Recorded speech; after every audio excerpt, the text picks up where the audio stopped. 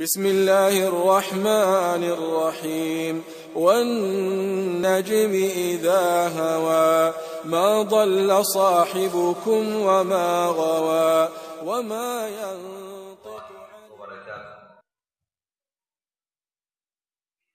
إن الحمد لله نحمده ونستعينه ونستغفره ونعوذ بالله من شرور أنفسنا ومن سيئات أعمالنا من يهده الله فلا مضل له ومن يضلله فلا هادي له وأشهد أن لا إله إلا الله وحده لا شريك له وأشهد أن محمدا عبده ورسوله أما بعد فإن خير الحديث كتاب الله وخير الحدي حدي محمد صلى الله عليه وسلم وشر الأمور محدثاتها وكل محدثة بدعة وكل بدعة ضلالة وكل ضلالة في النار. أعوذ بالله السميع العليم من الشيطان الرجيم من حمزه ونفخه ونفثه. هو الذي بعث في الأميين رسولا منهم يتلو عليهم آياته ويزكيهم ويعلمهم الكتاب والحكمة. وقال أيضا إن أريد إلا الإصلاح ما استطعت. صدر محترم ذی وقار علماء کرام، ذمہ داران جماعت، جمعیت، حاضرین اجلاس، مجھے جس عنوان پر آپ سے خطاب کرنا ہے، اصلاح معاشرہ میں مدارس کا کردار۔ اللہ تعالیٰ نے لوگوں کی اصلاح اور ان کی رہنمائی کے لیے انبیاء کو مبعوث کیا۔ انبیاء آتے، اصلاح کا کام کرتے، ایک نبی کے بعد دوسرے نبی، دوسرے کے بعد تیسرے، انبیاء کا یہ سلسلہ چلتا رہا، یہاں تک کہ اللہ تعالیٰ نے آخری نبی محمد رسول اللہ صلی اللہ علیہ وسلم کو مبعوث کیا۔ تو پیارے رسول صلی اللہ علیہ وسلم پر اللہ تعالیٰ نے نبوت اور رسالت کو ختم کر دیا۔ اس کے بعد اصلاح کے لیے، معاشرے کے بگاڑ کو دور کرنے کے لیے اللہ تعالیٰ نے علماء کو انبیاء کا وارث بنایا۔ پیارے رسول صلی اللہ علیہ وسلم نے فرمایا العلماء ورثۃ الانبیاء، کہ علماء انبیاء کے وارث ہیں۔ چونکہ معاشرے کا فساد انہیں علماء کے ذریعے دور ہوگا، انہیں کے ذریعے ختم ہوگا، تو لازمی بات تھی کہ علماء کو تیار کرنے کے لیے، علماء کو بنانے کے لیے تعلیم اور تعلم کا سلسلہ شروع کیا جائے، مدارس قائم کیے جائیں، کتاب و سنت کی تعلیم کو عام کیا جائے۔ اسی غرض سے پیارے رسول صلی اللہ علیہ وسلم کے پاس صحابہ قرآن کی تعلیم حاصل کرنے کے لیے، حدیث سیکھنے کے لیے، دینی احکامات اور مسائل معلوم کرنے کے لیے آپ کی محفلوں میں شریک ہوتے، آپ کے پاس آتے، آپ کی صحبت اختیار کرتے، اس لیے کہ پیارے رسول صلی اللہ علیہ وسلم ہی علماء کو تیار کرنے والے، ان کا تزکیہ کرنے والے، کتاب و سنت کی باتیں سکھانے والے۔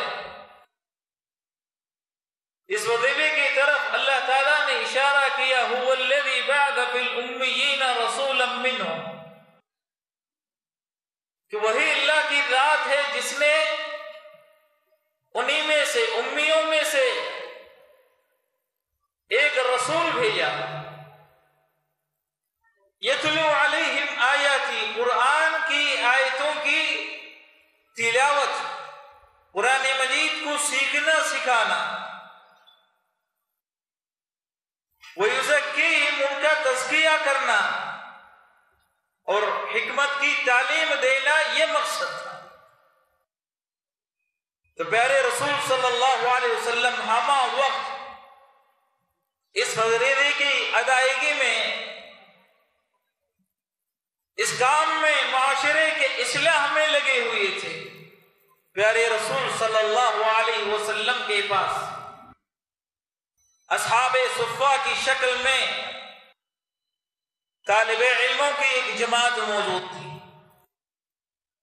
جو قرآن سیکھتے، قرآن معلوم کرتے، اس کے احکامات، اس کو سمجھنا اور اس کے بعد اس پر عمل کرنا، یہ صحابہ کا طریقہ تھا۔ 60 سے 70 طلبہ صفہ کے چبوترے پر بیٹھتے، ان کے اوصاف کا تذکرہ کرتے ہوئے محدثین نے ذکر کیا کہ غریب، مسکین، کسی صحابی کے پاس ازار ہے لیکن قمیص ندارت، کسی کے پاس قمیص ہے لیکن ادار نہیں، بھوکے پیاسے۔ پیارے رسول صلی اللہ علیہ وسلم کی محفل میں علم سیکھنے کے لیے مختلف جہات سے جمع ہوئے تھے، اور اللہ کے نبی علیہ السلام نے پیارے رسول صلی اللہ علیہ وسلم کے اپنے ساتھیوں کی تربیت ایسے کی، ایسے تعلیم دی، ایسے تیار کیا کہ رب نے کہا، اللہ نے کہا، وحی کے ذریعے پیارے رسول صلی اللہ علیہ وسلم نے فرمایا ابی بن کعب رضی اللہ تعالی عنہ سے کہ رب نے مجھے حکم دیا ہے، اللہ کا فرمان ہے کہ میں قرآن مجید تم کو پڑھ کر سناؤں، قرآن مجید کی آیتیں تمہارے سامنے پیش کروں۔ ابی بن کعب رضی اللہ تعالی عنہ کہتے ہیں، جواب دیتے ہیں، سمان اللہ عز وجل، کیا رب نے میرا نام لیا، نام کے ساتھ میرا ذکر کیا؟ پیارے رسول صلی اللہ علیہ وسلم نے کہا کہ ہاں، رب نے تمہارا نام لیا، نام لے کر اللہ نے ذکر کیا۔ ابی بن کعب رضی اللہ تعالیٰ عنہ کہتے ہیں، اذکرت عند رب العالمین، کیا رب العالمین کے پاس میرا ذکر ہو رہا ہے، عرش والا میرا ذکر کر رہا ہے، مجھے یاد کر رہا ہے۔ قال فبکا ابی، یہ کلمات سننے کے بعد، پیارے رسول صلی اللہ علیہ وسلم سے یہ تذکرہ سننے کے بعد ابی بن کعب رضی اللہ تعالیٰ رونے لگے۔ پیارے رسول صلی اللہ علیہ وسلم نے اپنے صحابہ کو کیسے تیار کیا کہ رب نے، عرش والے نے آسمان سے کہا کہ اے نبی، اے رسول، اپنے ساتھیوں کو قرآن پڑھ کر سناؤ، قرآن ان کے سامنے پیش کرو۔ اور پیارے رسول صلی اللہ علیہ وسلم نے یہ بھی کہا، خذ القرآن من اربع، قرآن 4 صحابہ سے سیکھو، معاذ بن جبل، ابی ابن کعب، عبداللہ ابن مسعود، سالم مولا حذیفہ، 4 صحابہ خذوا القرآن من 4 4 صحابہ سے قرآن مجید کو سیکھا۔ عبداللہ بن مسعود رضی اللہ تعالی عنہ نے حلقہ قائم کیا، پیارے رسول صلی اللہ علیہ وسلم سے سیکھا، دیگر لوگوں کو سکھایا۔ ان کے کتنے شاگرد تھے؟ کہا ابراہیم التیمی رحمہ اللہ نے فرماتے ہیں کہ عبداللہ بن مسعود رضی اللہ تعالی عنہ کے شاگردوں کی تعداد تو بے شمار تھی، بہت زیادہ تھی، لیکن ان کے شاگردوں میں 70 شاگرد انتہائی مشہور تھے۔ 70 شاگرد انتہائی مشہور تھے۔ میرے محترم مسلمان دوستو، تعلیم اور تعلم کا یہ سلسلہ قرآن مجید کے ذریعے مدارس میں، مساجد میں، حلقات کے ذریعے، مکاتب کے ذریعے، دیگر ذرائع سے، دیگر وسائل سے سیکھنے اور سکھانے کا یہ سلسلہ جاری ہے۔ قرآن مجید جہاں سیکھتے وہیں حدیث کا علم بھی حاصل کرتے۔ ابو ہریرہ رضی اللہ تعالیٰ پیارے نبی صلی اللہ علیہ وسلم کی صحبت میں 3 سال رہے۔ کتنے؟ 3 سال۔ 3 سال کے مختصر سے عرصے میں کتنی حدیثیں سیکھی؟ 5000 سے زیادہ حدیثیں، 5000 سے زیادہ حدیثوں کا علم حاصل کیا، اور اس کے بعد معاشرے میں ان حدیثوں کو پھیلایا۔ قرآن اور سنت کے ذریعے معاشرے کی اصلاح ہوتی ہے، اور قرآن اور سنت کی تعلیم مدارس میں ہوتی ہے۔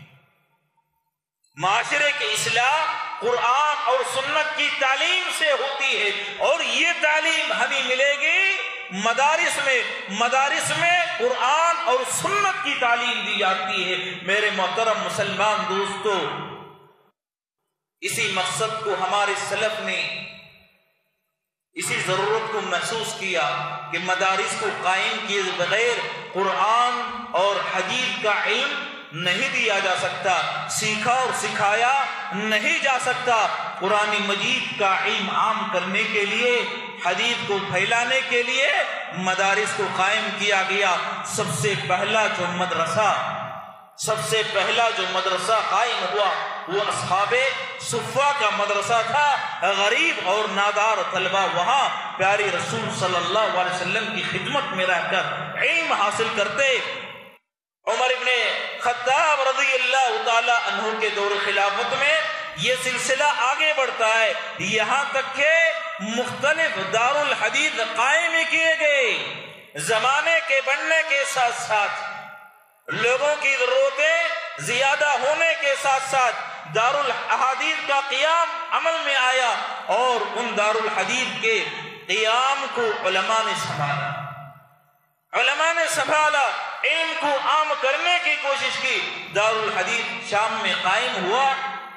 امام ابن صلاح رحمہ اللہ اس کے منتظم اعلیٰ تھے، اور ان کے مدرسے سے فارغ ہونے والے ایک طالب علم امام نووی رحمہ اللہ، جن کی کتاب ریاض الصالحین دنیا کے ہر کونے میں پائی جاتی ہے، ہر زبان میں اس کتاب کا ترجمہ ہو چکا ہے، اور گھروں کی اصلاح کے لیے، معاشرے کی اصلاح کے لیے یہ کتاب انتہائی اہم کردار ادا کر رہی ہے۔ میرے محترم مسلمان دوستو، مدارس نے معاشرے کو سدھارنے کے لیے بہت بڑا کردار ادا کیا۔ وہ کردار کیا ہے؟ معاشرے کو سدھارنے کے لیے کیسے یہاں سے معاشرے کی اصلاح ہوئی، چند نکات میں آپ کے سامنے بیان کرنے کی کوشش کروں گا۔ مدارس میں سب سے پہلی چیز جس کی طرف توجہ دی جاتی ہے وہ ہے اصلاح قلب، تزکیۃ النفوس۔ صرف علم کافی نہیں، علم کا حاصل کرنا یہ معاشرے کے سدھار کے لیے کافی نہیں، علم کے ساتھ نفوس کا تزکیہ چاہیے، انسان کی تربیت چاہیے، حسن اخلاق چاہیے، بات کرنے کا سلیقہ، دعوت کو پیش کرنے کا اسلوب، نرمی، یہ ساری چیزیں جب تک ہمارے مسلم معاشرے میں پیدا نہ ہو، مسلم نوجوان ان اوصاف کے جب تک حامل نہ بنے تب تک معاشرہ سدھر نہیں۔ نفوس کا تزکیہ ائمہ کیا کرتے تھے، ان کی محفلوں میں بیٹھ کر، ان سے سیکھ کر، ان کو دیکھ کر، ان کے کردار، ان کے اخلاق کا مطالعہ کر کے شاگرد متاثر ہوتے، اپنے استاد کے اخلاق کو اپنانے کی کوشش کرتے۔ امام احمد بن حنبل رحمہ اللہ، ان کی محفل میں 5000 شاگرد، ان سے سیکھنے کے لیے، علم حاصل کرنے کے لیے 5000 افراد کا مجمع ہوگا۔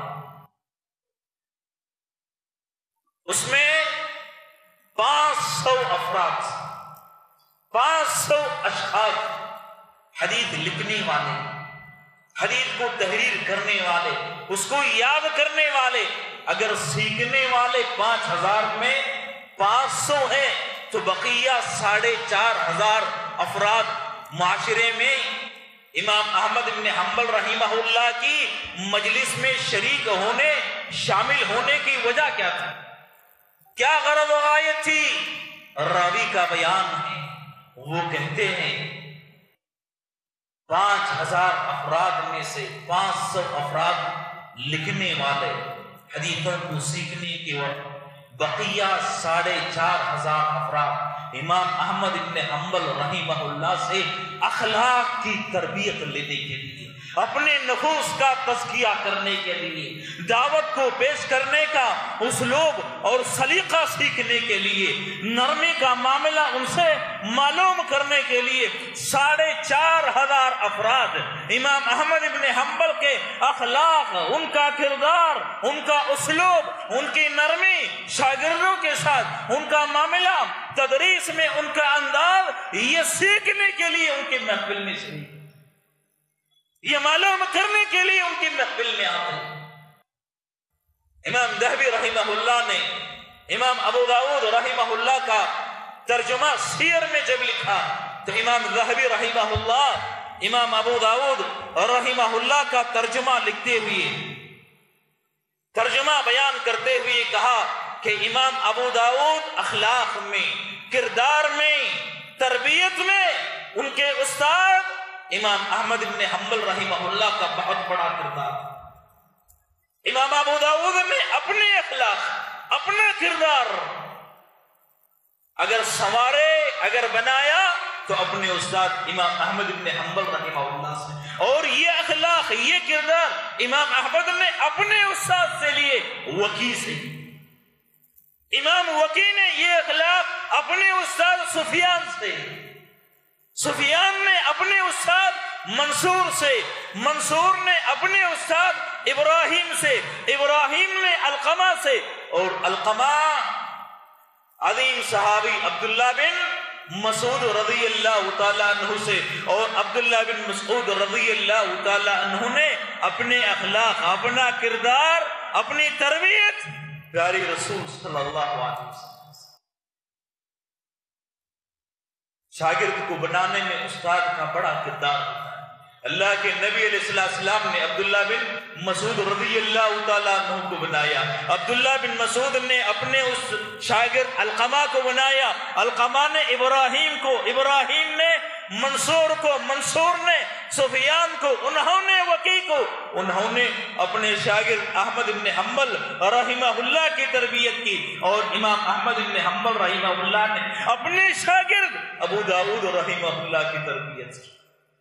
آج لوگوں نے سمجھ لیا ہے کہ انٹرنیٹ سے علم حاصل کر لیں گے، انٹرنیٹ سے علم حاصل کرنا ہمارے لیے کافی ہے۔ ہو سکتا ہے آپ بعض معلومات انٹرنیٹ سے حاصل کر لیں، لیکن یہ تربیت، صحیح اور غلط کی طرف رہنمائی، کون سی چیز انسان کے لیے نافع ہے، کون سی نقصان دہ، یہ انٹرنیٹ آپ کو نہیں بتائے گا، یہ ایک استاد ہی اپنے شاگرد کو بتا سکتا ہے۔ اخلاقی تربیت استاد اپنے شاگرد کی کرے گا۔ میرے محترم مسلمان دوستو، یہ تربیت، نفوس کا یہ تزکیہ مدارس میں مکمل ہوتا ہے، اور اسی کے ذریعے معاشرے کی اصلاح ہوتی ہے۔ تصنیف اور تالیف کا کام مدارس میں پڑھنے پڑھانے کے ساتھ تدریس کے ساتھ ساتھ تصنیف کا عمل بھی مکمل ہوا کرتا تھا۔ تصنیفیں جو کتابیں تحریر کی گئی یہ کتابیں معاشرے کو سدھارنے میں، اس کو بنانے میں، اس کو سنوارنے میں اہم کردار ادا کیا کرتی تھی۔ امام بخاری رحمہ اللہ اپنے استاد کی مجلس میں تھے، ان کے استاد اسحاق بن راہویہ نے ایک بات کہی، لو جمعتم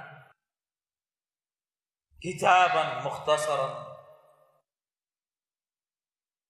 یشمل على صحیح السنن عن النبی صلی اللہ علیہ وسلم، تم میں کا کوئی شاگرد، تم میں کا کوئی طالب علم ایک ایسی کتاب جمع کر دے، ایک ایسی کتاب اکٹھا کر دے جس میں صرف صحیح احادیث پائی جاتی، ضعیف اور موضوع احادیث سے وہ کتاب پاک۔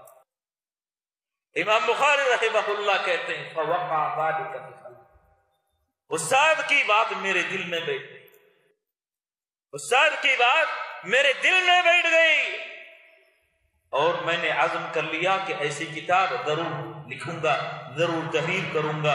امام بخاری رحمہ اللہ اپنے استاد کی بات کو سن کر صحیح بخاری لکھی، اور آج صحیح بخاری سے دنیا کا ہر مسلمان فائدہ اٹھاتا ہے، دنیا کا ہر مسلمان اس کتاب کے ذریعے فقہ فی الدین، پیارے رسول صلی اللہ علیہ وسلم کی سنتیں، یہ ساری چیزیں حاصل کرنے کی کوشش کرتا ہے۔ امام ذہبی رحمہ اللہ مجلس میں بیٹھے ہوئے تھے، استاد کے ساتھ تھے، ان کے خط کو، ان کے تحریر کو ان کے استاد نے دیکھا، کہا خطو کا یشبہ خط المحدثین، ارے تمہاری تحریر تو محدثین کے تحریر کی طرح، ان کے خط کی طرح ہے۔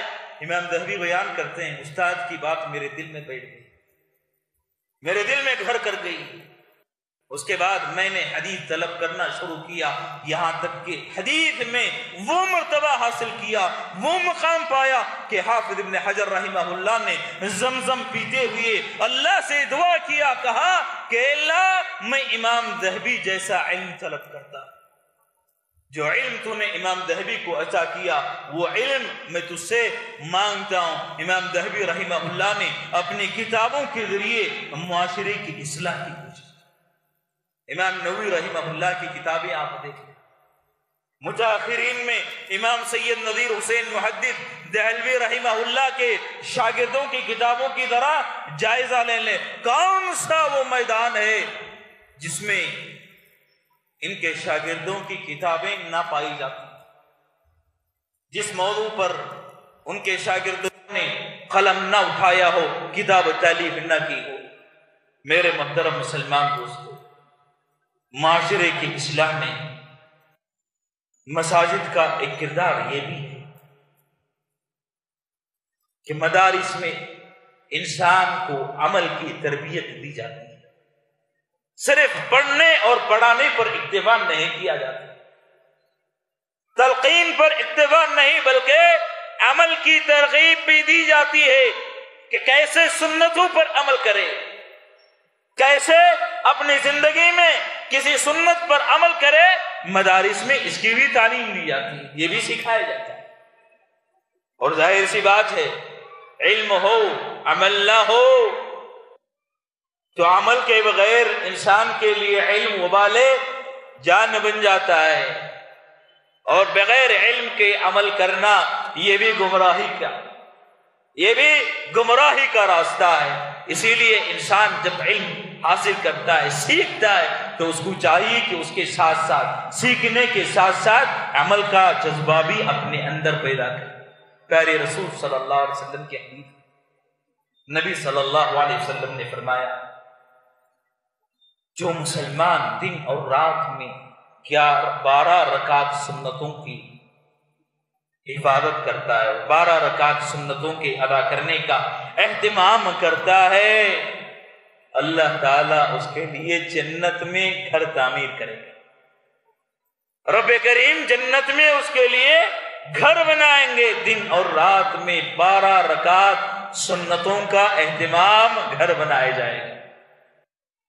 پیارے رسول صلی اللہ علیہ وسلم سے اس حدیث کو سنا ام حبیبہ رضی اللہ تعالیٰ عنہ صحابیہ، وہ بیان کرتی ہیں، وہ کہتی ہیں پیارے رسول صلی اللہ علیہ وسلم سے ہم نے حدیث سنی، حدیث معلوم کی، سننے کے بعد ان کا کہنا ہے، ان کا بیان ہے، ما ترکتہن منذ سمعتہن من النبی صلی اللہ علیہ وسلم، پیارے رسول صلی اللہ علیہ وسلم کی زبان مبارک سے ہم نے سنا کہ دن اور رات میں 12 رکعت سنتوں کا اہتمام کرنے سے رب کریم اس کے لیے جنت میں گھر تعمیر کریں گے۔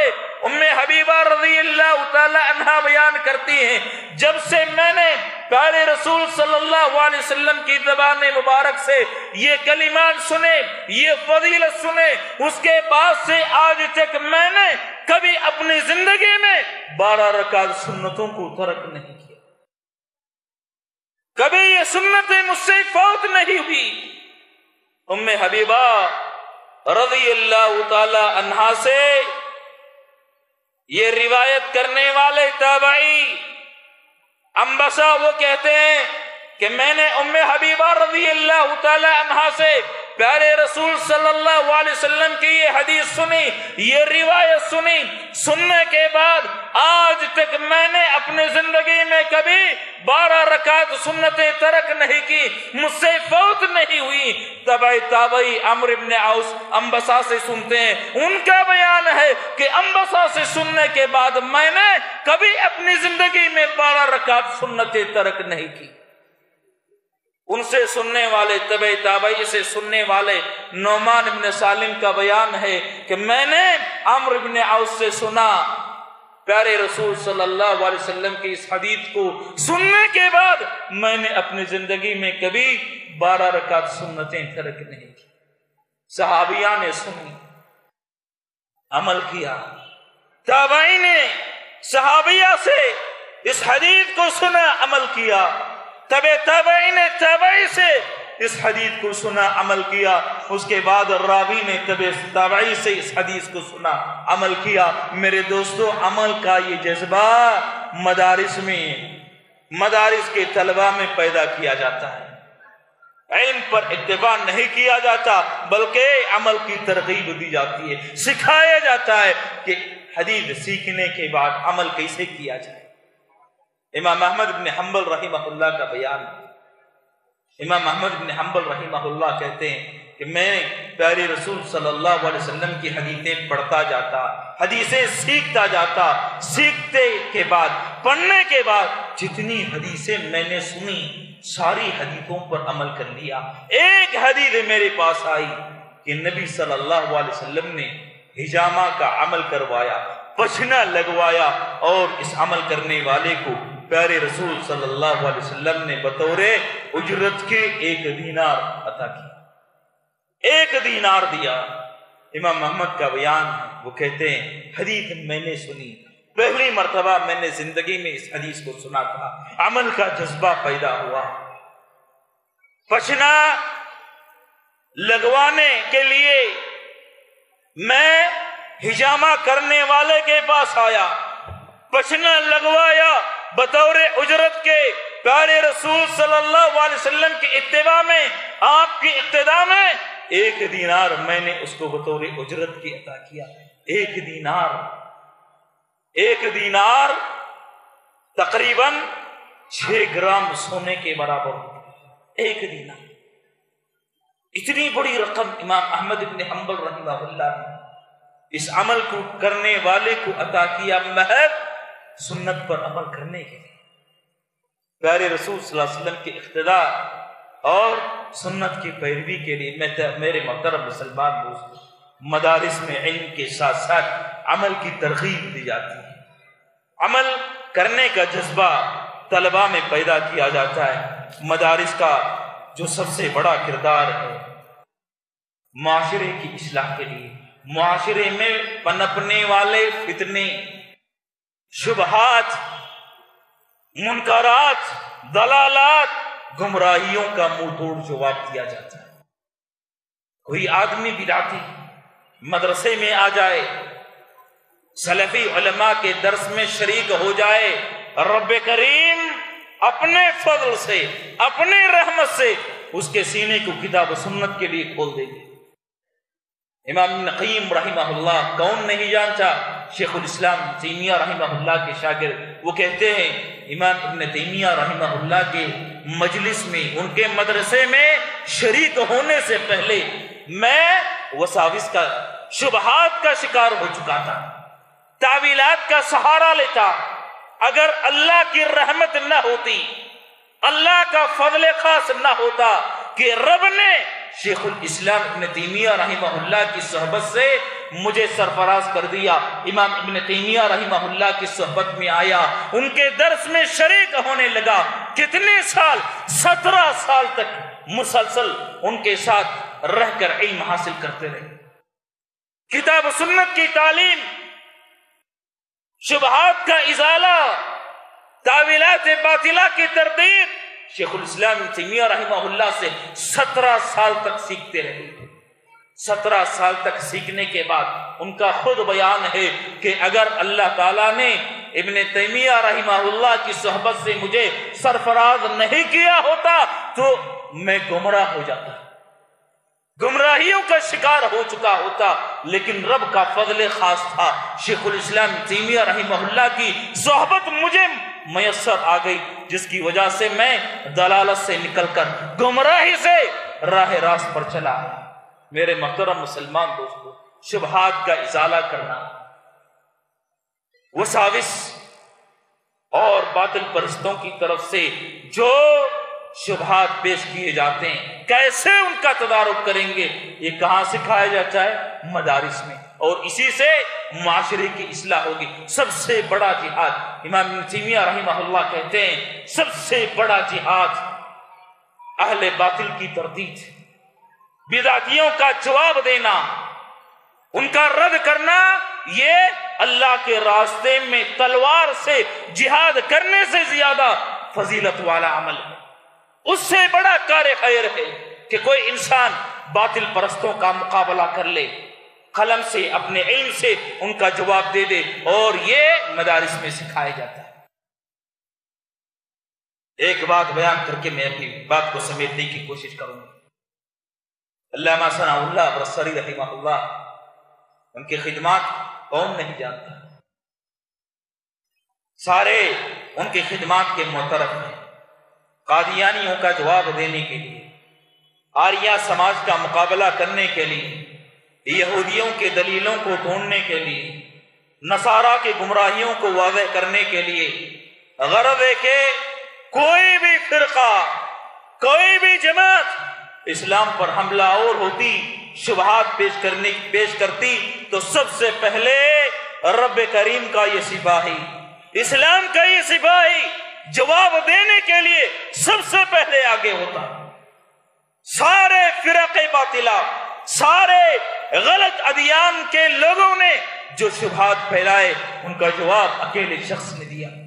منکرین سنت نے شبہات پھیلائے، ان کا جواب دیا، ان کا توڑ کیا۔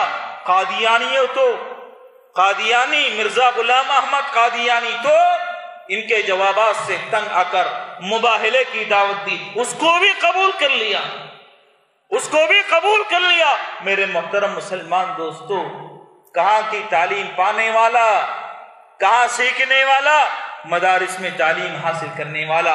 یاد رکھیں، جس دور میں بھی فتنہ شروع ہوتا ہے، اس کا جواب دینے کے لیے اللہ نے مدارس کے فارغ علماء کو متعین کیا ہے۔ ابو بکر صدیق رضی اللہ تعالی عنہ کے دور خلافت میں ارتداد کا فتنہ ظاہر ہوا تو سب سے بڑے عالم اس زمانے کے ابو بکر صدیق رضی اللہ تعالی عنہ کے ذریعے اللہ نے ارتداد کے فتنے کو ختم کیا۔ امام احمد بن حنبل رحمہ اللہ کے زمانے میں خلق قرآن کا فتنہ شروع ہوا، رب کریم نے امام احمد کے ذریعے اس فتنے کو ختم کیا۔ فلسفہ، منطق، علم کلام کا زور امام ابن تیمیہ رحمہ اللہ کے زمانے میں ظاہر ہوا تو اللہ نے اس فتنے کو امام ابن تیمیہ کے ذریعے ختم کیا، اور دور حاضر میں اللہ تعالیٰ نے سلفی علماء کے ذریعے اس کام کو لیا۔ امام صدیق حسن خان، امام محدث سید نذیر حسین دہلوی رحمہ اللہ، عبدالعزیز رحیم آبادی، شمس الحق عظیم آبادی، اور اسی طریقے سے عبد الرحمن مبارک پوری، بہت طویل فہرست ہے علماء کرام کے۔ ان کے کام کی غرض ہے کہ یہ بات یاد رکھ لیں، اگر آج مدارس نہ ہوتے، مدارس کا کردار نہ ہوتا مسلم معاشرے کو سدھارنے کے لیے، معاشرے کی اصلاح کرنے کے لیے، میرے دوستوں سرزمین ہند سے اسلام ختم ہو چکا ہوتا۔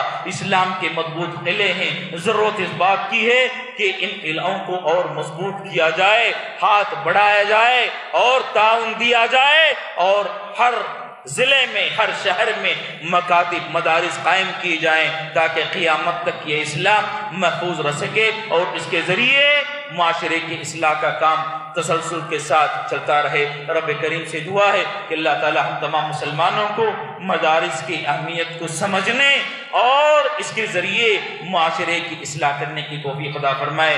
جب تک زندہ رکھے، ایمان اور اسلام پر زندہ رکھے، موت دے تو اللہ توحید اور ایمان پر موت عطا فرمائے۔ آمین۔ وآخر دعوانا الحمدللہ۔